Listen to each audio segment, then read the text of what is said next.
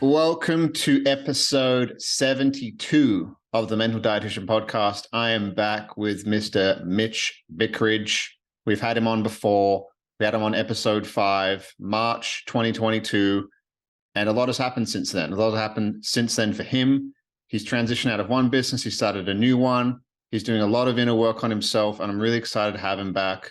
Welcome back to the Mental Dietitian Podcast. Thank you for having me, bro. March last year. March last year. Dunk. Yep. It was quick. Yeah. It's crazy. That's what, 14 months ago. Well, yeah, that and then even the times we were partying at a music festival. Oh yeah, like, dude. Or the time that I had my first day at kindergarten, or remember that time you were born? Time is strange. It's a very strange concept. It's very strange. Like, even when you meditate, even if it's for a few minutes and you really get into that deep place, it's crazy. It's crazy what can happen. That's when you realize it's timeless. Exactly. It's like, does time even exist, or is it just something that I am this deep attachment to it that I'm constantly running out of time. The time. Yeah, well, I look at that one. I'm running out of time. Last week, I recorded a prep episode, and I mentioned it to you before we started. And it was basically about tools to regulate yourself. And I picked these topics, which was breath, movement, meditation, journaling, nature, hot or cold exposure, for a reason, because you've done all of these. You're a breathwork facilitator. That's probably, I would say, from the outside, and that is your main message to people: is breathe. You say it on your Instagram stories at least once or twice a week. Hey, just reminding you guys, breathe. Like consciously, and movement. You started off with gymnastics. I remember you got into bodybuilding. You would do really cool gymnastic type movements in bodybuilding shows, which is very rare because most bodybuilders cannot move like that. They're very immobile. Meditation. You've obviously been in that a long time. I don't know much about journaling. I don't know if you're a journaler, but I'm sure you have at times. Nature, I've heard you talk about that, and I've seen you dive into hot and cold exposure, but that's why I want to start with breath. Why is breath so important? You heard that saying, you can go 3 minutes without air, 3 days without water, 3 weeks without food? Yep. The order of importance. Thanks for the episode, guys. We'll see you next week. Thanks for having me on. Catch you later, guys. Look, 20 to 23,000 times a day. That's a lot. That's how many times you breathe. I said that once to a breathwork group, and then it went silent, and they kind of looked at me funny, and I realized I hadn't given the punchline. I was like, oh, that's how many times you breathe. I'm like, 20 to 23,000. What's this idiot talking about? So my story with the breath kind of comes all the way back to having chronic amounts of distress and anxiety and feeling out of control. I think most people can resonate with that, is the feeling of not being in control, feelings of powerlessness, feelings of helplessness, feelings like they're not safe in their body, they're ungoverned, which when you're in kind of a panic attack or an anxiety spiral, you're feeling emotionally polarized, unsafe. You're not in your cortex. You're not in the forebrain. You're not in your kind of thrival state. You are in a survival state. I remember one time I had anxiety and a panic attack so bad that I thought, and I know some people will also resonate with this, it feels like an elephant stepping on your chest. That's the only way I can describe it as. It's such a heavy contraction in your chest plate and in your heart and in your whole thoracic region. It feels like a 4-ton elephant, probably a 20-ton elephant, is stepping on you. Then when I got really sick, and we've had that previous episode, I forgot what number it was, and anyone that can find me on Instagram will see kind of a bit of my story, where I nearly died in 2017 after about 7 years of chronic health deterioration. My autonomic nervous system was shutting down. And for anyone who doesn't know what the autonomic nervous system, put simply, is it's your automatic system that runs things like your blood pressure, blood glucose levels, your sodium potassium levels, your digestion, regulation of steroids, hormones, things of this nature. So it's automatic. And that 20 to 23,000 times of you breathing every single day, as people are right now listening, that was shutting down. So I was in this super just emaciated state. I was 56 kilos, skin and bone, ready to die. And I would be exhausted, of course. I was both sick and exhausted because I wasn't sleeping for 6 months prior. And very early on in my last hospital stay before I had my my large bowel cut out, I would just stop breathing at night. So it'd be 9, 10 o'clock and I'd be exhausted and try to get to sleep. But then the issue is I would stop breathing because my autonomic nervous system would shut down.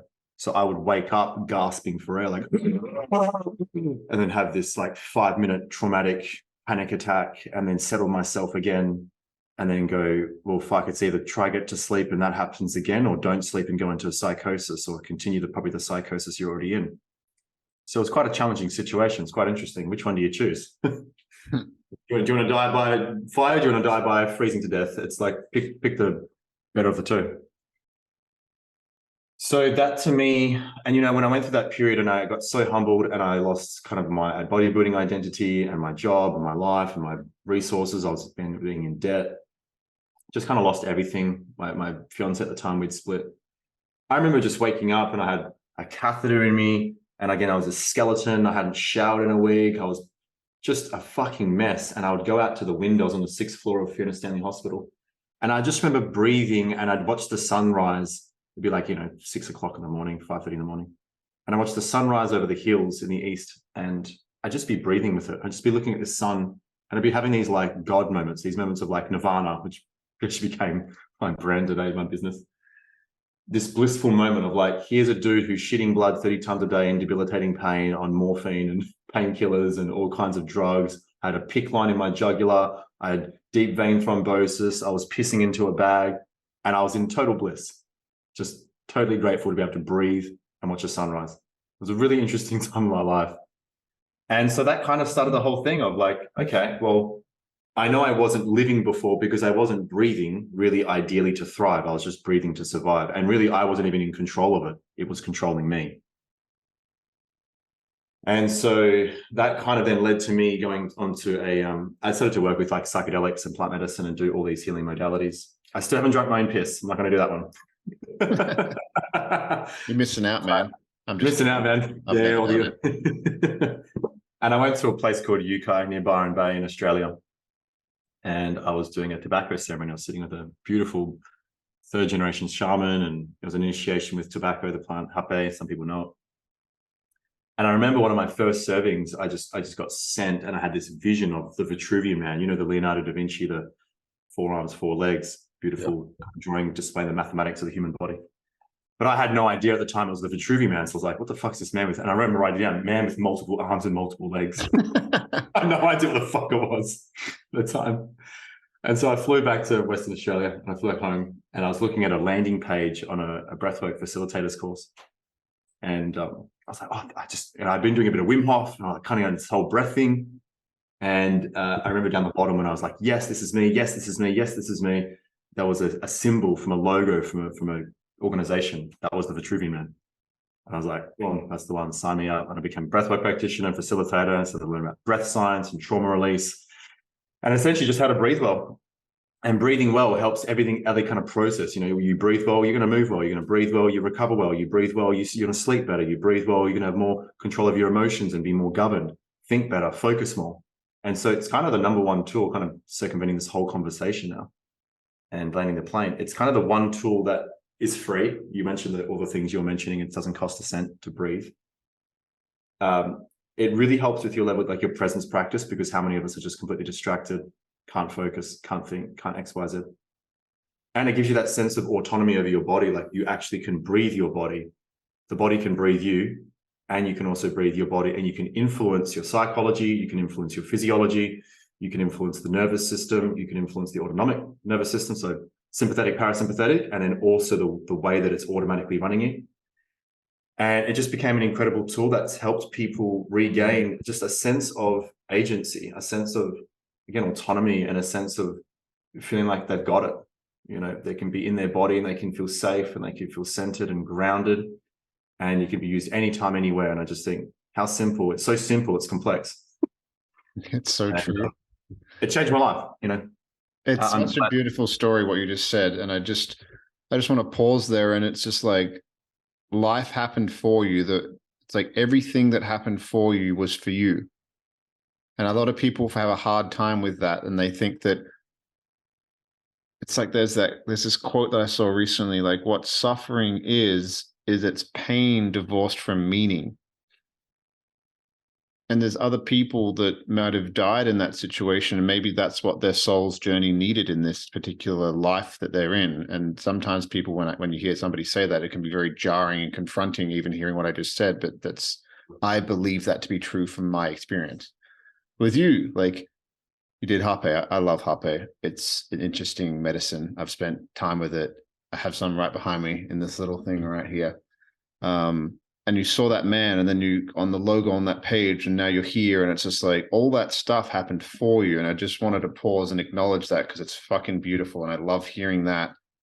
Yeah. And if you're listening to this and you're struggling with something right now, life happens for you. It doesn't happen to you. Your struggles are building you only if you see it through that lens. If you see it through another lens, it'll just create that suffering because you're not seeing the meaning in the pain. But anyway, back to what you were saying. I think that's perfectly said, because it's one of those famous expressions: anything you can't say thank you for becomes baggage. Anything you can say thank you for becomes fuel. And if you can weave the tapestry of your life and recognize that pain and pleasure are going to be in your life in the pursuit of something great to help you grow.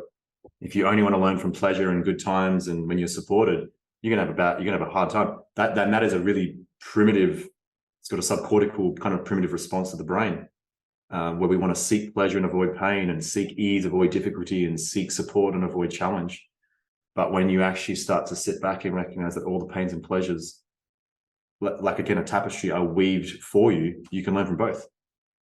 And that's where radical transformation happens. And I think for me, that was a big part, is I was addicted to pleasure, and I was addicted to praise, and I was addicted to all these things. And nature was just balancing me out, humbling me, because I was addicted to pride, and I was addicted to all these things, and I wanted to avoid challenge, or not so much avoid challenge because it's definitely there, but avoid certain challenges and avoid criticism and avoid all these things that we so desperately try to avoid. And like you said perfectly, like that is the suffering. You're divorcing meaning from the pain that's present in your life, and then you're choosing to try to avoid something that's unavoidable. That was the Buddha, trying to strive for that which is unobtainable, which is a pleasure only, and trying to avoid that which is unavoidable, pain, is the source of human suffering. So you nailed it. Yeah, you want it to be sunny every day. Yeah. But it's rain that grows plants, Exactly. Like I want to be awake all the time. I don't want to sleep. It's like, well, kind of got to sleep. It's like going back to breath. You can't just inhale all the time. That's it. Perfectly said. Yin and yang, masculine, feminine, inhalation, exhalation, sympathetic, parasympathetic. It is the perfect integration of your nervous system. It's the perfect integration of the duality of life. When you can understand that at more of an embodied level. Because at first I was like, oh, that sounds cool. But then breathing thousands and thousands and thousands of times, you develop such an intimate relationship that you'd struggle to give me anxiety. You'd have to do a lot to give me anxiety these days, because people think, again, they're out of control, and that there's nothing really they can do, or, and they can only use the benzos, and I'm grateful those things like that are there when people don't know how to use these tools. But I think that's what's happening, is humanity is really coming out of the slumber to ask themselves, are you willing to take full responsibility and accountability of this incredible psychophysical organism that you inhabit called your body? And just again, landing the plane, the breath is just one of those tools that's just so simple, it's complex, it's too simple for the mind to comprehend. It takes work as well. It's like any practice, a kung fu practice is based on mastery, because you do it again and again and again and again and again and again, wax on, wax off type thing. So I'm still learning, I guess one of those things too, the more you know, the more you realize you don't know. And I'm always discovering cool things about my body, or breath science, or just ways that I can breathe and initiate certain states. And it's just a really cool journey. I love it. I love it. What is this episode was about practical tools. If somebody is having no tools, and they're just so emotionally unregulated, they find them just snapping on their wife, on their husband, or whatever it is, and snapping at work, big lows, big ups and downs. What would the first thing that you would say that somebody needs to do in regards to their breath? Number one thing, step one. Can I do step 0? Because there's a step before that. Yep. And I'm speaking to my younger self, and the one that was addicted to drama and wanted to be a victim. And so this might be a little bit triggering, but I'm only saying this as a disclaimer because I love you, and whoever's listening, I love you, and I care for you, and I care for the life that you live. you have to decide that you want a better life. Like, we have to start there, because I was, again, addicted to drama and addicted to feeling like a victim, and I wanted to blame people, and there was an unconscious motive to stay like that. It's quite interesting when you unpack, the unconscious psychology of your being. So you actually have to decide that you want to live a better life. You actually have to decide that you're going to put in the muscle and the time and the effort, because for most people, the magic you're looking for is in the work you're avoiding. I remember first hearing that, and my whole world changed. Yeah. My world changed the most when people had the courage to call me out in my bullshit and call me forward into my greatness. I even remember when I was going downhill and I was bleeding at my bum, because I, what medical doctors called colitis. And I remember posting a photo. I was having some pizza or chicken pizza. I was having something, I can't remember what it was. And a natural hygienist that I was learning from at the time, I was just kind of like getting into the field, but I was just totally a newbie. And I was talking about bodybuilding and like protein and all that. And he just messaged me privately. I was really grateful. And he said, "What good are your muscles if you're dead?" And he was the first person who had the balls to stand up for my life and my greatness. And I was really grateful for that. It did make me emotional thinking about it. So that's step zero. You actually have to decide, because people think, again, they're out of control. It's one thing when you go, step one, breathe into your belly. Step two, extend the exhale for 6 seconds. Like, yeah, we've fucking heard it a million times, but no one actually makes those radical changes unless they decide that they want a better life and you're willing to put in the time and the effort. So I want to start there. And so I hope that's landed for some people. You have to decide that you want more respectful and loving communication with your partner so you don't snap so much. You have to decide that you want to become the master of your life type thing, and you want to have full autonomy over your body, your breath, your nervous system, your ability to regulate, self-governance, things like this nature. You have to decide that you want to expand in life and you want to make a bigger difference in the world and a bigger impact. I think if you start there, you speak to someone's soul. You're not just speaking to their brain. How many times have we just listened to another fucking podcast, read another book, done another this, gone to a workshop, bought an online course, which no one fucking finishes anyway?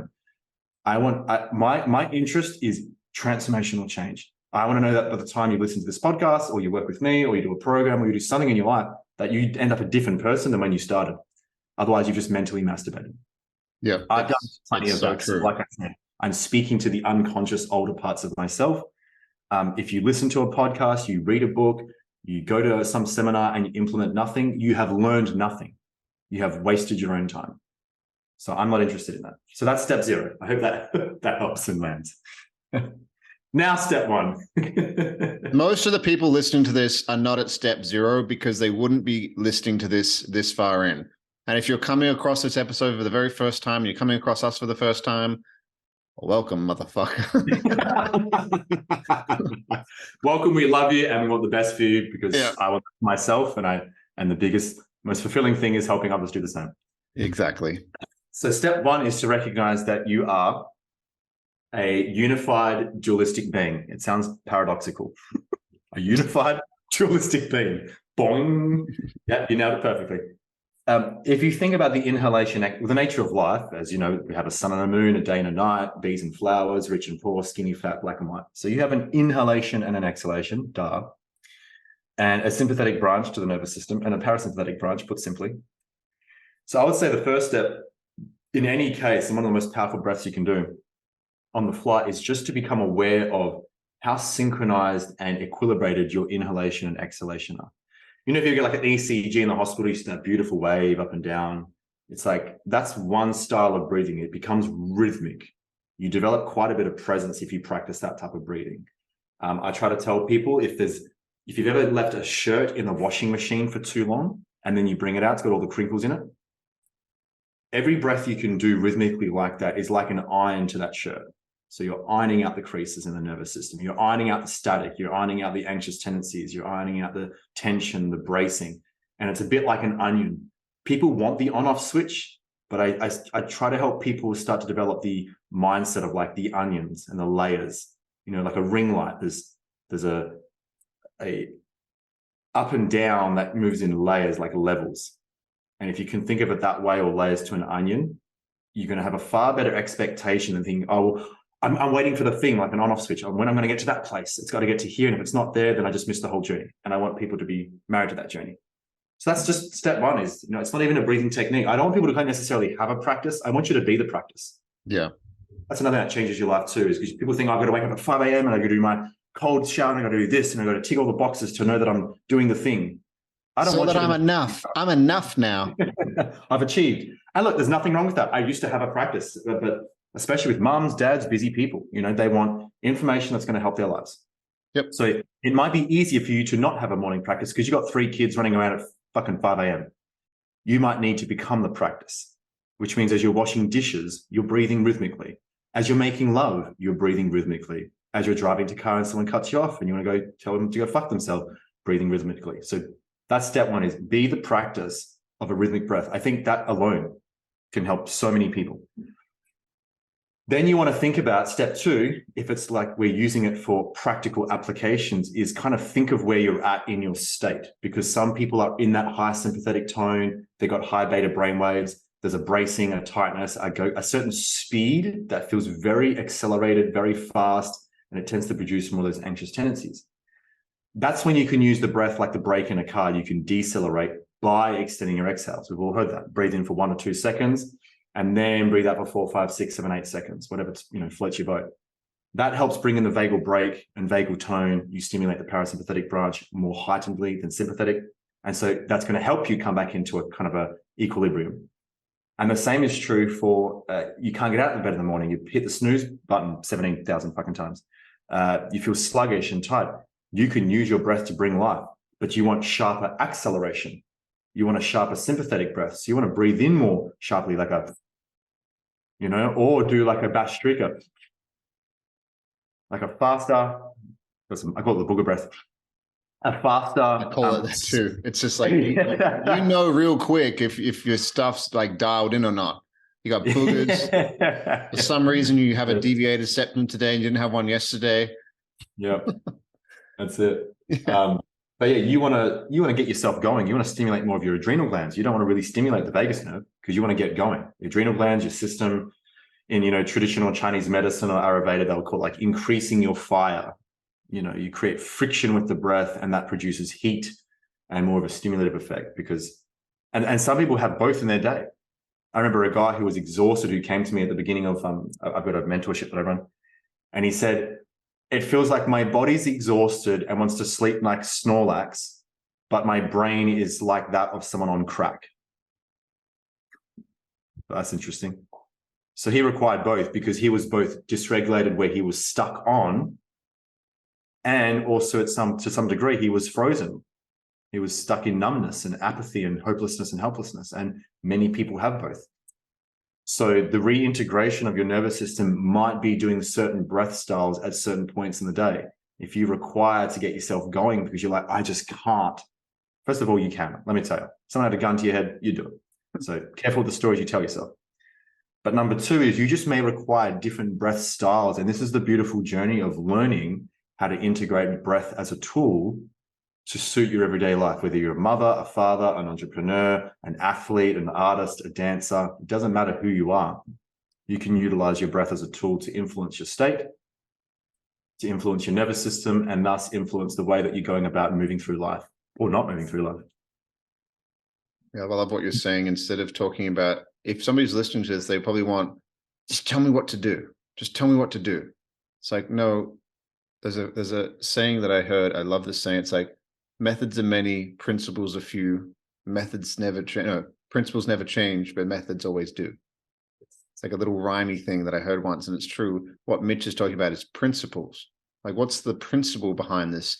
Because you might want to be like, okay, well, how many seconds in? How many breaths do I do? Do I do it for 20 seconds? Do it for 30 seconds? What he's saying is like, be the practice. Have fun. Practice. Don't put yourself in a box. Yeah, 100%.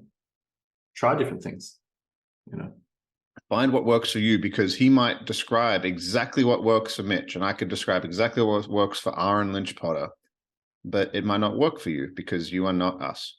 So yeah, I love what you're saying about being the practice rather than having it an external thing that's outside of you. Yeah. And like, you can have a practice to start. Maybe you do want a morning practice so that you have some disciplined practice to stick with. I mean, it's so easy to not have that. But that's just why I say sometimes it's easier to be the practice, or it's more, I should say, practical for your life. Because, human psychology is this: every human being makes decisions in each moment based on what they perceive will give them the greatest advantage of a disadvantage at any moment in time. So if you don't see the benefit and the advantage to breathing certain times of the day to your advantage, you won't do it.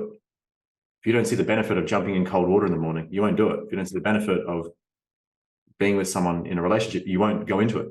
We only do things if it's going to serve us to an advantage to what our values are, which is maybe like a next conversation we can do potentially. Because everyone's looking to fulfill their value list. So if you see that breathing consciously and helping with your anxieties or helping with your energy is going to help you with your family life, because that's what's important, or your business, because that's what's important, you've got to see how it's going to serve what's really important to you. It's not just that I'm breathing because whatever, because Mitch told me to. I want you to link it to what's really vital and important, what really lights you up in the morning and what you're really going after in life, because that's how you're going to link a practice, is to helping you with that. Beautiful. I'll just give you a quick example. Like I was working with a lady who I was doing a consult, a lady who owns a business, and she was beating herself up because it wasn't really growing. And she wanted to become this businesswoman, and she was like, I'm doing all the right things. I'm listening to the podcast. I'm doing this, I'm doing that. And I started to just ask her questions because I could see she had an inner conflict. And we worked out that her highest value is not business. Clearly, it's about 3. Her highest value is being a mother and a wife. So I said to her, okay, well, it's still up there. It's still high on the kind of the ladder. You might think of like values as like a ladder, like a hierarchy on a ladder rung. I said, it's still relatively high, or you wouldn't have got off the ground, and it's still doing pretty well. But you're in a conflict because you think you should be the CEO woman type thing. I said, you're a mother and a wife. And every time you've spoken, the most times you've lit up, where I see you have the most reliability, discipline, focus, attention, intention, retention, the thing that's most inspiring to you, the thing that you think about the most and have internal dialogue with, the thing you probably spend the most money on, the thing that you have the longest space-time horizon, the thing into the future you can see, is being a mother and a wife. You said, yeah. I said, okay, so then every time you're doing business, I want you to think about your children. I don't want you to think about becoming a Fortune 500 CEO, entrepreneur, because that's not you. It's not your identity. So just circumventing this back again to the breath, it's not like, oh, I do it because I want to become a breath worker, or I need to breathe and do it. Just what's the most important thing? Because if you had more energy and more presence and you felt more grounded and more in control and more powerful, more present, more purposeful, more confident, how would that influence the thing that you love the most in life? That's what I want people to kind of link together when they're doing any practice. It could be journaling, it could be exercise, it could be what's the highest value for you? Because value is a fingerprint specific to everyone on this planet. So you're only going to do what you're only going to be most inspired and act most intrinsically, meaning from within, to the thing you value most. Pure, plain and simple. Yeah, it's like the tools almost don't matter. They do matter. I shouldn't say that. They do matter. They're relative. If you don't know why or what your value is or why you're doing something, it's like that book, like by Simon Sinek. That was a groundbreaking book because it started with the why, the what, and the how, or the why, how, and the what. I don't remember the order, but the why was in the middle. The why was in the middle for a reason. You don't. Somebody, if you ask what people do, what do you do, Mitch? I'm a breathwork facilitator. But at the start of this podcast, he broke down why. He broke down why from his very journey, 2017. His whole life led him to him right now. That's his why. That's why he does it, and that's why you're not going to take that away from you. Like, that's dumb. He's like, I don't give a fuck. I had a conversation the other day about someone who said, "Oh, my mum and dad don't approve me what I do," but she was still stuck in that part. Her why wasn't. Her why is big enough, but she wasn't owning it and honoring it yet. Because then nothing. When the voice and the vision, as one of my mentors said, when the voice and the vision on the inside becomes louder than all the opinions on the outside, you begin to master your life. Yeah. Then you stop subordinating to other people's opinions and judgments of you, and the fear of criticism and the fear of rejection. You own your life. You own that very thing that is your why. And then again, we can just come back to that whole, that's why it might be important to breathe. That's why it might be important to start, losing that 10 kilos you've always promised yourself, or doing the exercise that you know is going to support fulfilling your highest values, the thing that you're inspired by. That's important, I believe. Yeah. I don't have anything to add. Nothing to add. That feels pretty complete. Yeah. I wanted to add, just real quick, maybe in like a minute or so, why is it so important to breathe through your nose versus your mouth? That's a great one. There's a book by James Nestor. I actually haven't read it, but I've looked at all the summations and I've It's good, man. I've read a lot of his work and listened to a lot of his stuff. Mouths are for talking, breathing. Sorry, mouths for breathing. Let me start that one again. Mouths are for talking, chewing or eating, and surviving. Noses are for smelling and breathing. It's pretty clear cut. Let me start with one of the studies he spoke about. That was, I think it was at Stanford Uni. They were going to do an experiment for 30 days where they had these special devices where not one molecule of oxygen could get through their nasal passages. So they blocked their nose to see the deleterious effects of mouth breathing. And they had objective data and subjective data. So kind of measuring blood pressure and blood sugars and all these different things. And then subjective, how they felt and what they were experiencing. 30-day experiment, and they stopped it in 10 days because it was too unethical to continue. So I hope That's him. He did it himself. Yeah, that's it. I can add to it a little bit. He felt he was suicidal after 10 days. Yeah. They blocked his nose. He was only breathing through his mouth. He woke up about 400 times per night versus when they taped his mouth shut, when he would sleep at night, he woke up about 4 to 7 times per night. So he was barely sleeping, very depressed. I think it started affecting his taste too when he was eating food. Yeah, because the olfactory bulb and the olfactory nerves are directly connected to also the mouth and taste. 100%. So let's start there. That's how excuse my language, how fucking bad mouth breathing is for you. And so many people do it. Especially when you consider really two things that drive it. Number one would be chronic distress. And number two would be body composition. Because the chronic distress will start to tighten things. And you're also, again, going into more of a survival state. You have all this subconsciously stored baggage and all these things that are worrying your mind and body. And that can send you into a survival response. And then you just habituate the mouth breathing. So it becomes, the norm, you might say, but it's not normal, it just becomes common. And then the second, of course, is body composition. So, that might involve doing some sort of weight loss and getting to the root of why someone's overweight from a place, again, of love and some inspired vision to really go after what you want, because that alone, changing the way you breathe, has profound effects on your psychology and physiology. As again, still change. I think that we're becoming pre-diabetic as well. Yeah. Just from breathing. I think he was. Yeah, that sounds true. I don't remember, but when you said that, I'm like, there's a part of me that's like, yes, that's true. I remember that. I saw a study that showed, it was quite a big sample size. I can't remember the exact number. I'll butcher the numbers, but the meat and potatoes was this: breathing dysfunction corrected, back to breathing function, was more effective for lower back pain than physiotherapy. Imagine that. So that's why nasal. So there's so many things that happen when you breathe through the nose. You humidify it well for the lungs. That's why you get dry mouth, because there's not the same filters that we have in the nasal cavity. You also stimulate through the olfactory nerve and all the areas of the brain, all the nerves that light up for the nasal cavity. You stimulate nitric oxide, so you help also vasodilate the blood. I can't be certain of this. I'd have to go back on my notes and research, but I'm fairly certain there's also nerve linings that are connected to the vagus nerve. So again, every time you're breathing through the nose, you're signaling what's called the ventral vagal complex to build more safety in your environments. Well, you can feel it if you take you can feel it when you do take even a double inhale through the nose and out through the mouth. You feel, when I do it, I feel a feeling down my spine, down the back of my head, down my spine, and my shoulders drop. Yeah. I can take a relaxing mouth breath, but I think that starts the conversation of, again, how you can kind of control your own physiology. But if we're just talking about the natural state, especially because, again, you breathe 20 to 23,000 times a day, people might only be taking 10 of those breaths themselves consciously in a day. So less than 0.00 something percent. The rest are done autonomously. And when you realize that your autonomous breathing is your natural physiology, because breathing is behavior, like breathing is physiology, that if that breathing pattern is one of more of survival and distress, then you're breathing in this kind of low grade but chronic distressful state every single day. So nasal breathing and more conscious nasal breathing, and if you retrain yourself to breathe what's called diaphragmatically, meaning that where your belly button is comes out first. You breathe from the base to the top. Most people are breathing top to bottom. They have inverted breathing. That also signals more of a survival, because that's what you want. When you're surviving, you want quick air. So you want a large diameter, which is the mouth, and you want more muscles to open up the thoracic region because that's going to give you a greater level of oxygen quickly.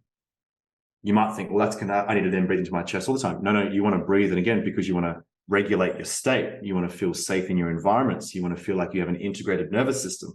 That's a belly breath. And even if it's a deep breath, you still want it to come for the base first. I mean, I'll give you a visual example now, just kind of what I'm talking about. It might help people that are seeing this on the YouTube. I can see it. Yep. So it's like from here, when you breathe in, the first thing you want to do is move the stomach forward, or the belly, the lower belly forward. When Buddha was seen with a big belly, he wasn't fat. He was just showing that he had great diaphragmatic control. A steady breath produces a steady mind. Then you want to bring the breath up to the collarbone. So that's step 2. But most people are hunched over, computer desks, or just tight with tension. And even if they're breathing through the nose, they're still generally breathing into their chest. So they're still at some levels signaling a shallow breath, and they're not getting the depth of their respiration muscles that would still engage more of the vagus nerve complex and help with regulating that system. It would help them become more present and embodied and feeling more grounded in themselves, as opposed to quite heady. That's when we overthink, and then you think about thinking, and then you think about thinking about thinking, and then it's like a man in a hole with a shovel. So the deep breathing into the belly really helps you find your center. The number one question I get from most people when I say, like, what do you want? I used to think it was energy, and for a while it was. But now in this information age and this technological age, it's focus. Number one thing comes up repeatedly is I can't focus. I want to be able to focus more. Well, if you learn how to belly breathe, I guarantee you'll have a better probability of focusing. But again, it's a practice. You don't just breathe 3 times. Oh, I'm focused now for the whole 16-hour day. You want to kind of keep checking in. Center, and then move from that place. You're off kilter a bit, couple of degrees. Center. And if you keep training yourself to do this, it just becomes your norm. It's just like brushing your teeth. You're writing an email, you take a belly breath, full deep belly breath. You'll be at the traffic lights, full deep belly breath. You'll be making love to your partner, full deep belly breath. You'll be fighting with your children, full deep belly breath. There'll be fucking chaos in your household, full deep belly breath. And the more you keep training that, you're just going to become excuse my French, it's a bit of love today, but a fucking weapon. Sorry, Mom. It's true. But you will train yourself to become a weapon of life. And you could be good old Karen in the shop. You don't have to be you don't have to be an athlete. You don't have to be anything. You could be just good old John and good old Karen, everyday person, whether you're a Canadian, Australian, an American, or a Chinese person. And you will become a weapon if you learn how to harness your breath and have the practice as your everyday life kind of means. It's so simple. It's mind-blowing. Yeah, that's but the it thing. Does take time, it does take effort, and it does take repetition. No question.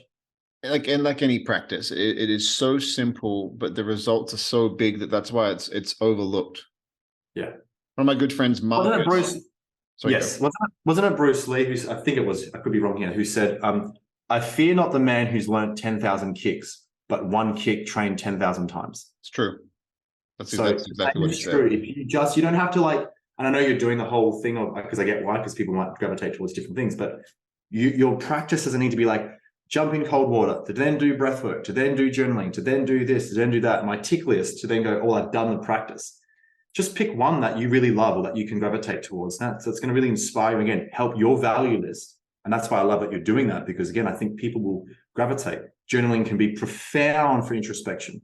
Hot and cold therapy can be profound for your resilience training. I mean, I've acclimated myself to 130-degree sauna Celsius. That was pretty wild, right? And a 31-minute ice bath at 1 degree. So that's Celsius too. I don't know what that is. Canadians use metric, don't they? Or the Canadians are weird because they don't want to upset anybody. They use pounds. They're too nice. Dude, it's wild. They use pounds, right? But then they use kilometers.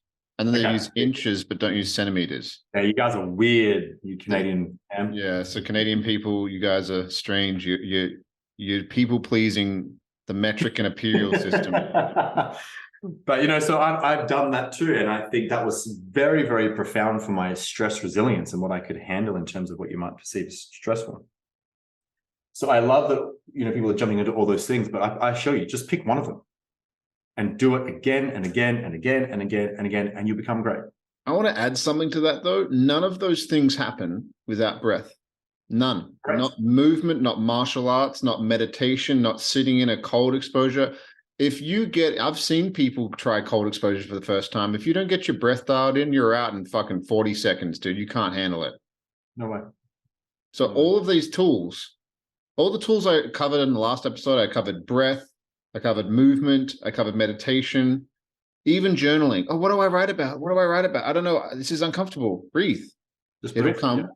Yeah. The stuff, the thoughts, the racing thoughts will slow down and you'll be able to write whatever it is because they won't be these manic bouncing things all in your skull, and you can stop and be like, how do I actually feel? If you just take some belly breaths and just start writing whatever it is you need to communicate. I teach both top down and bottom up. So top down is how do you ask new sets of questions to balance the mind, because that will then balance your physiology, which will balance your breathing. You actually automatically come back to a steady breath. If you perceive more disadvantages than advantage, or more pleasure, more pain than pleasure, you'll start to jack up your breath. You'll start to go into a survival breath. So you can either ask new sets of questions if you have cognitive reframing tools, but the other way is just, again, to just breathe. That's what the yogi said. A steady breath produces a steady mind. All that muddy water and the chaos and the noise to signal ratio in the brain begins to settle with meditative practices or breathing practices. The breathing will get you faster into meditation, because most people can't sit still and just meditate. They go, okay, I'm going to meditate now. Their brain's like, again, it's like it's on crack. So again, the breath is like meditation on steroids. It becomes a meditation, and you can also start your meditation, get into your meditation by using the breath. So I like that approach, and I think I'm really grateful you said that, because you're right.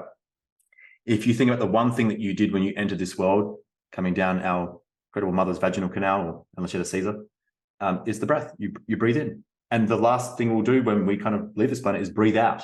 And it's like the breath in and out is this like dance of life that we have in life. And it's just, again, it's so interesting what you said. The first thing we do to come in the world is we breathe in, and the last thing we do is we breathe out. That's so interesting. And it gave me goosebumps. And it's just like birth and death cycle. Maybe that's God. Maybe the whole conversation, I saw this Instagram reel once that this guy was going on a rant about how water is God. And he I don't know if you've seen that. It was very interesting. He was like, it's in us. The kingdom of God is within us. It's within all men and women. Maybe it's air. Maybe it's all of it. Maybe it's all of it. Everything. It's interesting. It's like the last fish to know the existence of water, the last animal to know the existence of water is a fish, because it's so immersed by it. It's like it's like this cool thing these days to be on this spiritual journey where they're like, I'm a spiritual person, which is what they just said. They just said they're a person, which is interesting. And everybody's on that journey of this outward seeking. And what you just described, it's like, it's always there. It's always been there. It will always be there. It's the first thing that you were aware of, or the first thing that happened when you came into this world, and it'll be the last thing that leaves. And it could be your greatest tool that could catalyze your consciousness to who knows. Who knows? Yeah. You have power. I like that. Yeah, it's beautiful. And I mean, we could talk about other tools. We could talk about movement, and they're all important. And meditation, these are all important things. But I've kind of just realized, even just on this podcast, that none of it happens in a proper way that actually heals you and actually is a good thing without breathing properly. Well, you bring up a really great point about healing, because I'm also in the healing arts, and it's kind of my greater journey. You might say the umbrella is really holistic coaching and regenerative detoxification, helping people overcome chronic illness. It's very difficult to heal, or at least to maximize healing potential, when your body's in a survival state. So people are going on all the detoxification programs, which, I run one and I think they're great, but I also teach regulation, because what good is drinking your juice or doing a fast if you're consistently telling your body, hey, I'm still under stress? And it can be distressful in and of itself to go through that. Just like building muscle. It's very stressful. It's very stressful. Healing is pain. I mean, think about even just building muscle in a gym. You got to go through some pretty stressful events and micro-traumatize muscle, and that's where the pain is the growth. But at the same time, we think about the healing potential and maximizing cell turnover, maximizing that, and maximizing regeneration. It's got to happen in a regulated state, a state of equanimity, you might say. So again, it still comes back down to the foundations of breathing, and it's why I teach it from the ground up as a foundational practice. Yeah, it's fascinating. The more that I dive into it, the more I realize that I'm very interested in learning more about breathing. I've had one of the most, I remember the very first men's weekend I went to, it was a men's weekend. There was plant medicines there. And I was like, I was like, I wonder what we're doing. I was in that kind of mindset. What are we doing? What kind of stuff are we doing? And that people had been there for a while been like, it's not about that, but that's okay. And the breath work was the most powerful. It was like after that breath work, I was like, I could go home right now. It was crazy where I went. It was just fast breath work. I felt my fingers, it felt like I had epilepsy. My arms were like this. Yeah. My head was like, felt like it was wild ride. And I walked into my 13-year-old self and he's like, why do you hate me? Just all of a sudden in this place, this psychedelic kind of space, I saw this little kid. I was like moving towards him and he turned around. He's like, why do you hate me? I wasn't prepared for that. And I just broke down in tears, had a big release. It was amazing. And I'd never done breath work. The whole time I was like, am I doing it right? Am I doing it right? Nothing's happening. Nothing's happening. Am I doing it right? What the fuck's going on? Then I entered this space. Why do you hate me? Bang. Boom. And that was the start of my journey in that kind of space. And every time I've ever done breath work, it has been immensely powerful. Maybe talk about breath work. Like you've kind of talked about regulating. Yeah, it's kind of a segue. Yeah, let's talk about like the altered states that it can take you. Okay. Yeah, we've kind of been talking about, just to ground that in, I've been talking about conscious breathing, which is where you just have the conscious use of your breath. Now we're using a modality that some people have heard of, some people are dabbling into, and I'd love to really speak into that. Coming now to, I guess, a deeper level of service in the way that breathwork definitely changed my life and influenced it for many profound ways. I don't tend to give people these highly charged and cathartic, and if they want to go there, they can go there, but these highly charged and cathartic states of breathing. Because I want people to be in their bodies. I don't want them to necessarily go out of body. And most people don't even have the grounded felt sense tools to remain in their body because they're already feeling unsafe. And then you put that with, their hands turning into tetany, these lobster claws or T-Rex arms, and all the tension, the tightness, this extreme, this buzzing, that can be very, very, very charged and very, very traumatizing, you might say, very distressful to a person.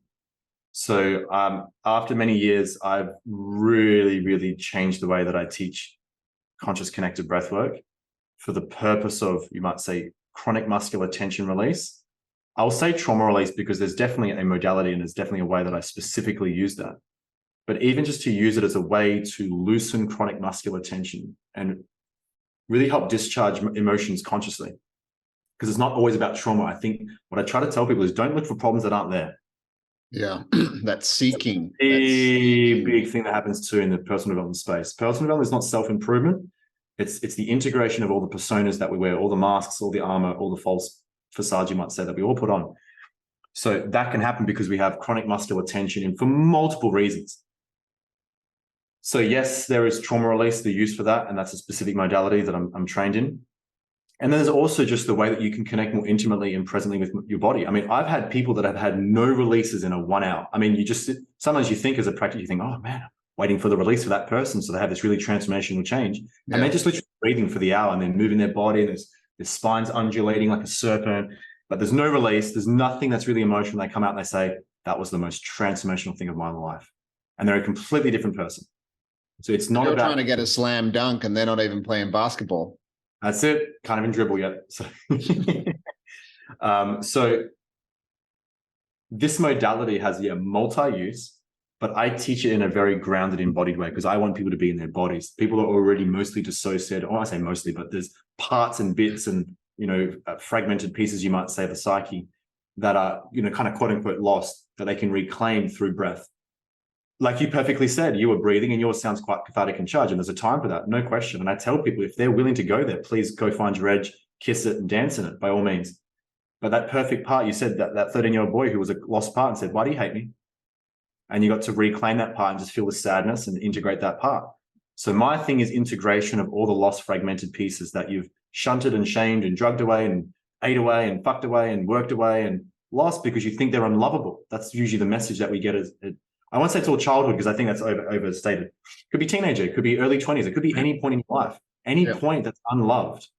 Your body's going to help you go back and love, go reclaim. It wants to. Your body wants to heal. Absolutely. And that's why I tell people, like, I work with people and I'm going to send it to this dude. And I know you hopefully you've made it to this point in the podcast. I'm talking to you. I'm not going to mention your name. Appreciate that. Yeah, good for you. The reason you have anxiety is because it's screaming at you because you're out of alignment. You're out of alignment. The reason why you feel that way and these things that keep happening, the reason why anybody feels that way is you're out of alignment. It's for you. These feelings are for you. The lower back pain, the constant sore neck.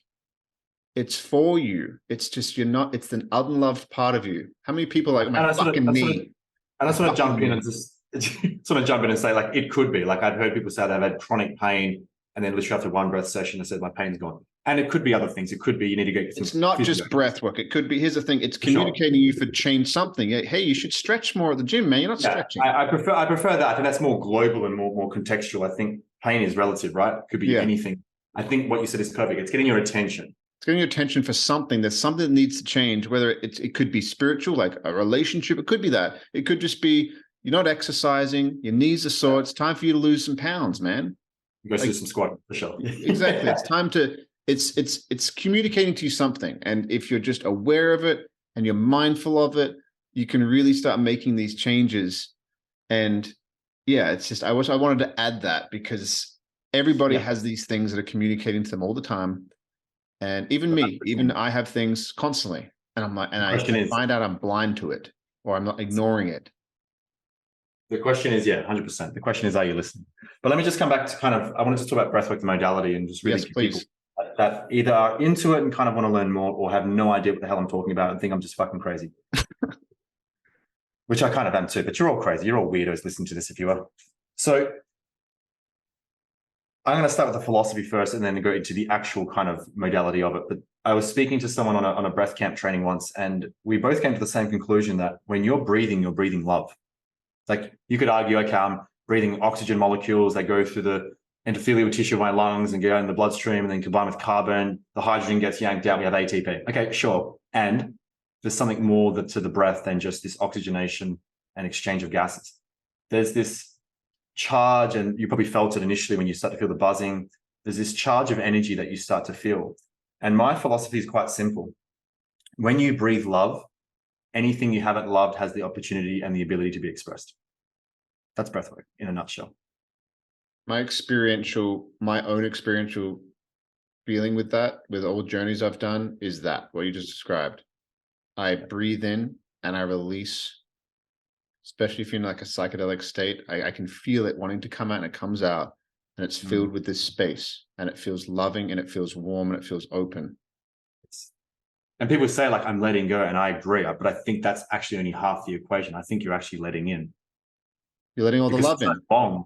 Yeah, that's it. Let the love in, and let the experience, the emotion, the thing that you're getting. If you thought it was unlovable or unacceptable culturally, conditionally, socially, familiarly, you have a chance to love and accept it and integrate those parts. So I think that's just something I wanted to start with the philosophy because it's so simple and so to the point. We had that conversation. The more you can break down something into simplicity, the more that you kind of, feel it, understand it, and can contextualize with it. You beautifully said it. It's beautiful. Thank you for saying that. Now, the second part is that, okay, well, what are we doing? Because I spoke more about conscious breathing, and in everyday life, you want to be thriving, not surviving. It's not your amygdala, the subcortical region of the brain, the animal brain, you might say, or the little more primitive part of the brain. It's amazing if a car's about to run you over or you're about to get into a fight. You want a quick, it's called systems one thinking. It's reactive. That's why we sometimes react and we go, oh shit, why did I do that? Because you weren't thinking. You were reacting based on some sort of subconsciously stored behavior that's going to help you survive. That's what you might even say a trauma response is to some degree. So when we're breathing, we're actually moving into this amygdala space. We're moving into the hippocampus and the amygdala to go find out what responses are still there. What wants to be completed that wasn't completed some time ago? What wants to be said that what hasn't been said? What wants to be processed that hasn't been processed? What's unconscious that wants to become conscious? And so it's an incredible, I sometimes call it the conversation with God, because no one can do this for you. It's a chance for you to go inside and just breathe. That's what's so cool about it. You just breathe. You breathe presently, not to the point that you dissociate and again go off in these 9D transcendental up and out there breaths. I want you to be in your body. I want you to really explore what we call the felt sense, your felt sensations as things have been frozen in space and time. I like to think of the analogy of, energy that gets frozen in the body because a situation where too fast, too soon, too much, we call like a trauma response. It's like an ice block. And the breath of love, we talk about the breath itself, is kind of like the melting of it. So that whatever's in that ice block, a cry, a laugh, a scream, a moan, a groan, a punch, a push, a kick, a run, whatever the thing, a tremor, the breath gets to like melt it. You don't want to ever like smash an ice block with a sledgehammer. You want to like gently melt it. And that's the approach that also really take the breath. Yeah, because you want to be able to open to it. Yeah. Any woman will know this. I've been with enough beautiful women to know that if you try to force sex, good luck. And even if you do, there'll be an emptiness to it. There won't be a reciprocation. There's this natural opening, and even for men too, a natural opening sexually. I kind of think of it the same way with breath work. Well, obviously not in a sexual way, but in the terms of the opening. Yeah, there's the feminine. Not being opened. The feminine doesn't open. It doesn't. You can't force it. No way. Otherwise, it's fucking versus making love. Yes, fucking is like a very mechanical. I think of it's very mechanical, not connected. Correct. Versus making love. The opportunity. You miss the opportunity to connect with another soul. Exactly. That comes from being present and slow and methodical.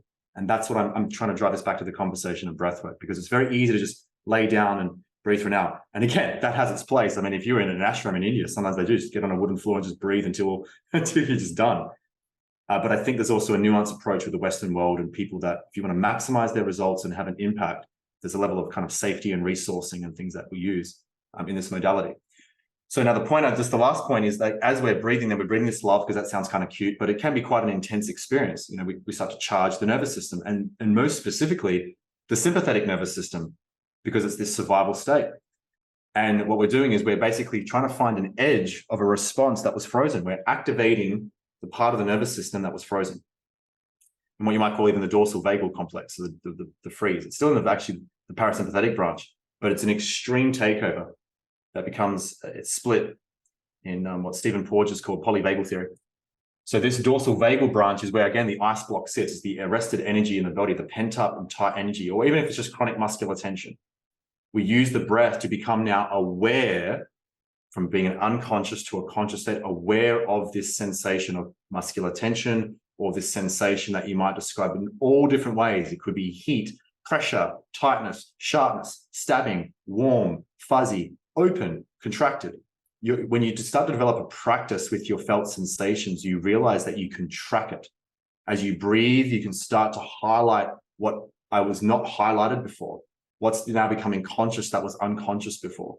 And as you continue to breathe that energy and open up, it starts to dissipate. You can imagine like a rock in a pond and the ripple that it has. It's like that. It's like a dispersion of energy, and it might come out the hands in a shake and a tremor. It could come out the throat and through a vocal expression. It could come out the face in an conscious emotional expression. It could come out as sweat. I mean, I've had people in winter, like it is, it's freezing here, in a breathwork session down to their undies, they were sweating so much. And I've had people in 40-degree, again, that's Celsius, 40-degree heat in summer, shivering. So your body can go through all these different changes, you might say somatically in terms of the body, to express this energy.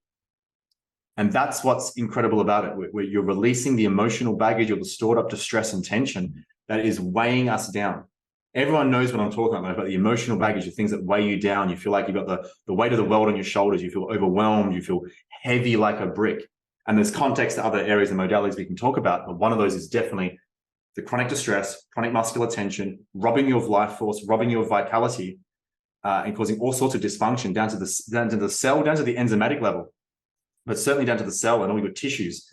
They start to become dysfunctional. So that's when we could speak for 6 hours. I could do a workshop on breathwork, but I hope that paints some picture to your listeners of why the modality of breathwork is used. It's used to release chronic muscular tension, these chronically stored emotions, and really give you a chance to reconnect with your body through a modality that is nothing but doing breathing love and reclaiming the lost parts of yourself.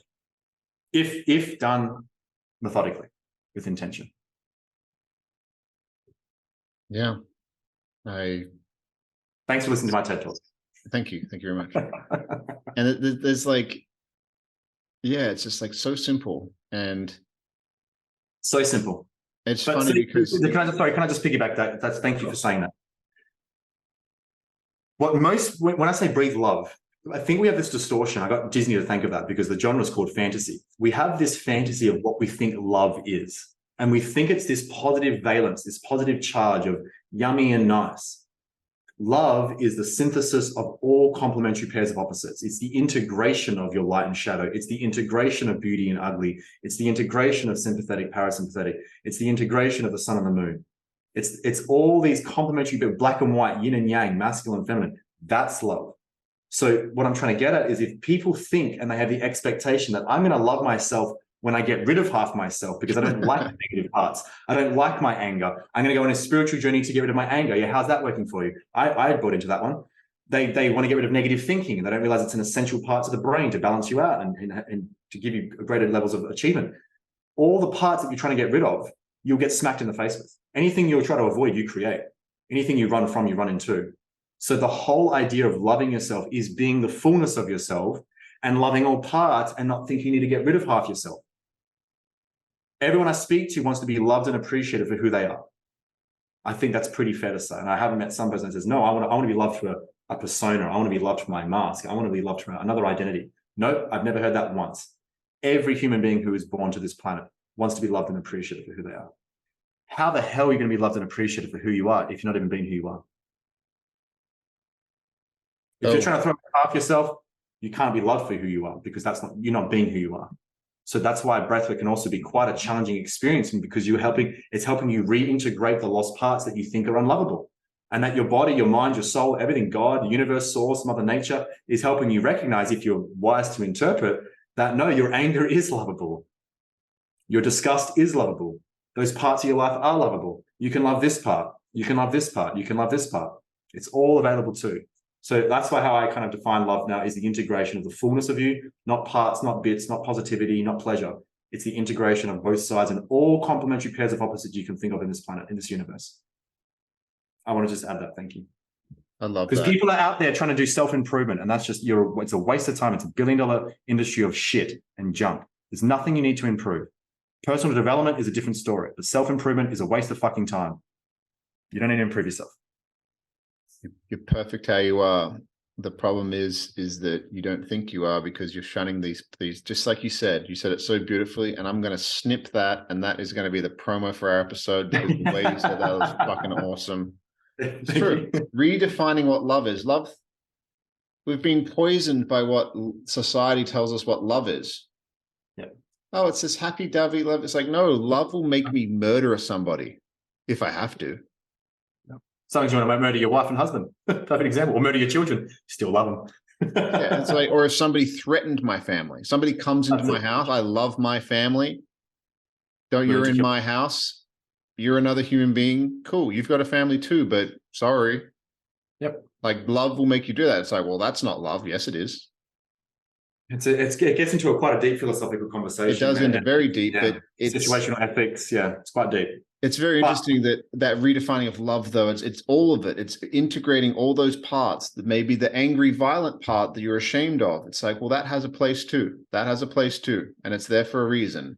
And all of it and integrating into be like, hey, this is me, the light and the dark. It's like people talking about doing their shadow work. I think it's kind of, I don't know why I smirk at it. I don't know why I smirk at it.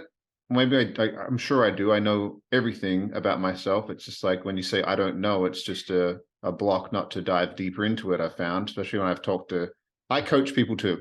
And I've asked people different questions. Like, I don't know. I'm like, that I don't know is not allowed.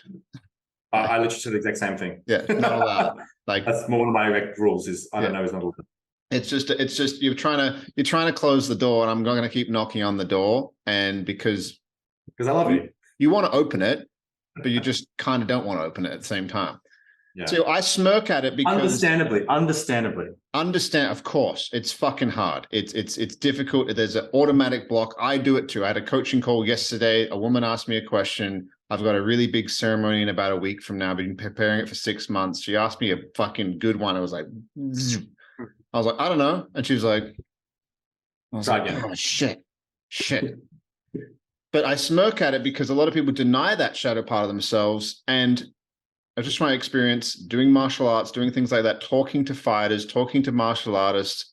Some of them are like the coolest people I've ever met because they've been able to embrace that dark side of them in a beautiful way that now they can be a protector and now they can protect people and see injustice and have the courage and not to hurt another human being if they don't need to. They can subdue another human being that's maybe having a psychotic moment because they've taken too much meth or whatever it may be. And I find that fascinating that a lot of people find that shadow work so confronting because maybe people don't think that they are capable of these things, which again, going back to what you said, is not loving that part of themselves.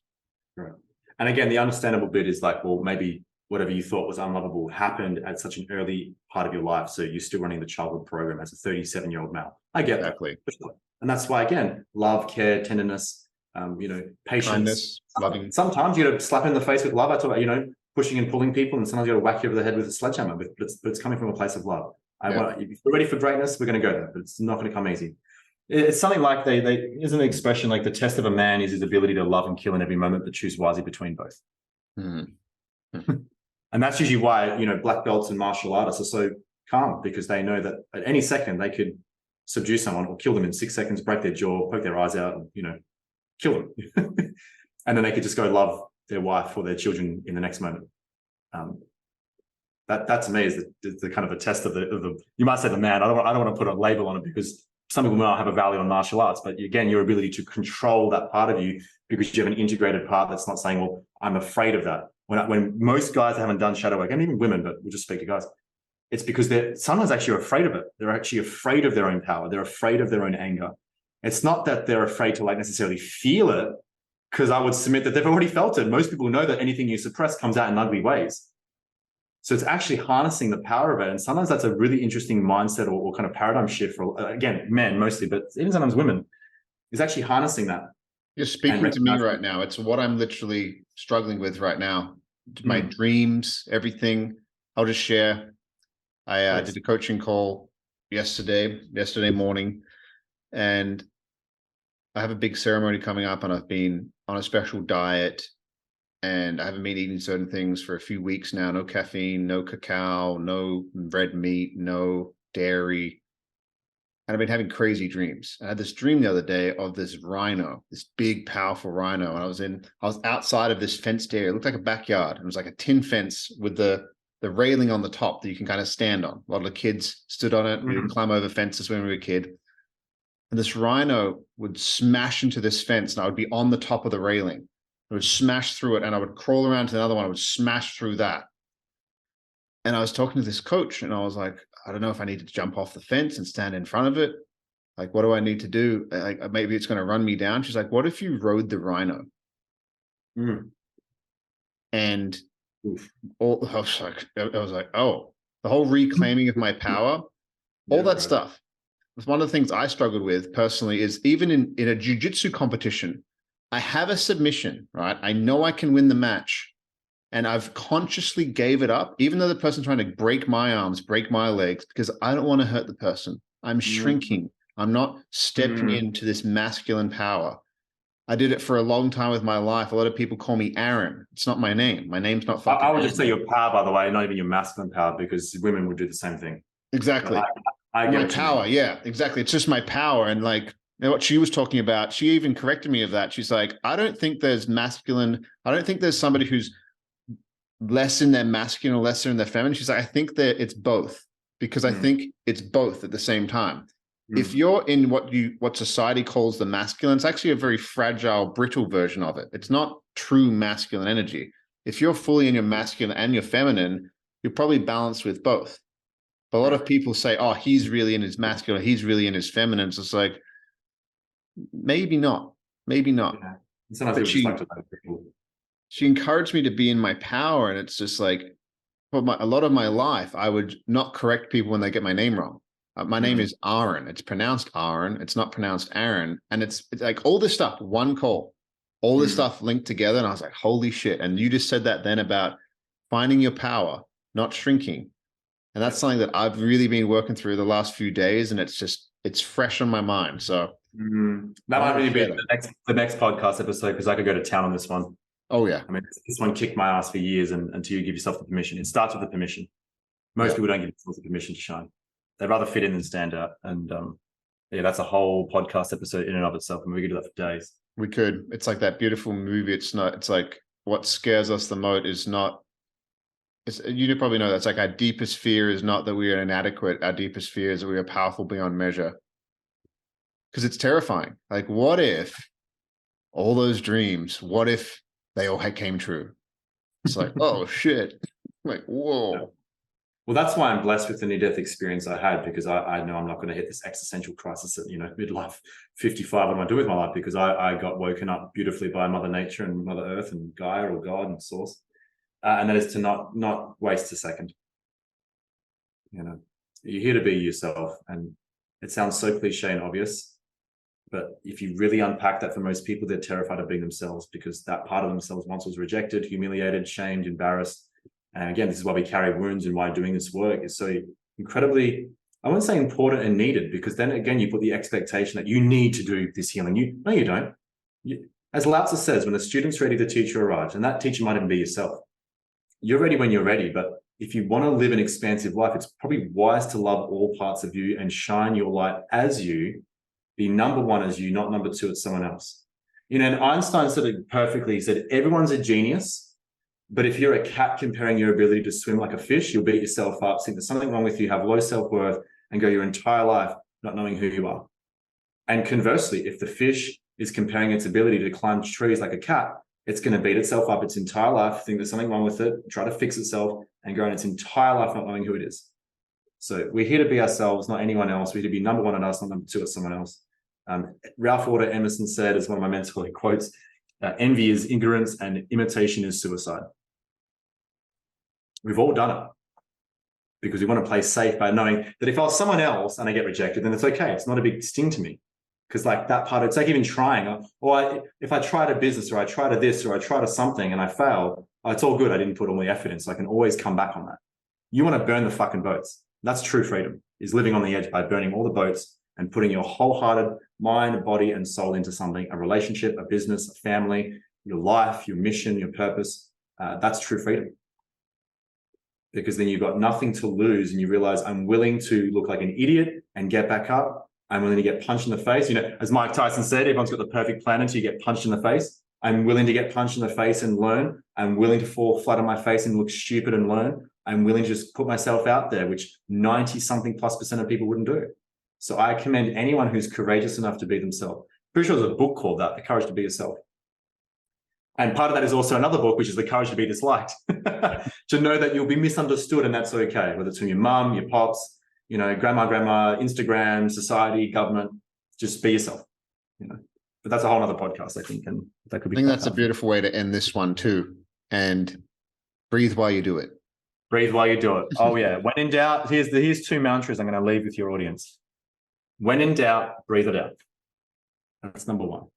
Because when you're in your mind, you can't work it out. You're thinking, fuck. Just when in doubt, breathe it out. Trust that the breath will help you settle the mind so that the answer or answers will be revealed. I found that to be really helpful in my life.